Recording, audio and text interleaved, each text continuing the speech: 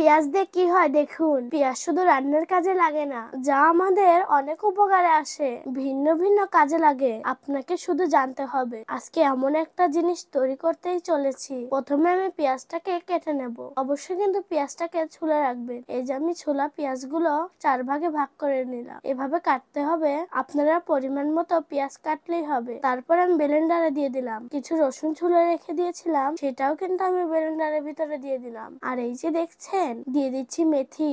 মেথি যেহেতু দিচ্ছি, তাহলে তো অবশ্যই গুরুত্বপূর্ণ কিছু হবে। তারপরে কিন্তু আমি ভালোভাবে ব্লেন্ডার করে নেব। এরপরে 2 চামচ অলিভ অয়েল তেল দিয়ে দেব।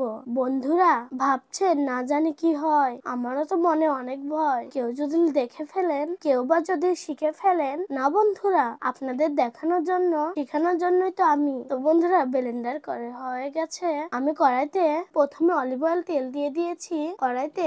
তারপরে দিয়ে দেবো একটু খাঁটি সরিষার তেল। তারপরে ব্লেন্ডার করা মিশ্রণটাকে কড়াইতে দিয়ে দেব এবং হালকা আছে নাড়তে থাকবো। তো বন্ধুরা দেখতে থাকুন, দেখুন কি হয়। আপনি সত্যি অবাক হয়ে যাবে। এটা আপনার অনেক উপকারে আসবে। তো বন্ধুরা নাড়াচাড়া শেষ। আমার যতটুকু লাগবে ততটুকু কিন্তু হয়ে গেছে। তো বন্ধুরা এবার আমি ছাকনা দিয়ে সুন্দরভাবে ছেঁকে নেব।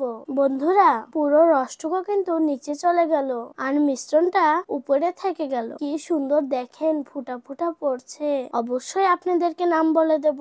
আগে শেষ করি, তারপরে বলবো। বন্ধুরা অবাক হয়ে যাচ্ছেন? সত্যি অবাক হওয়ারই তো কথা।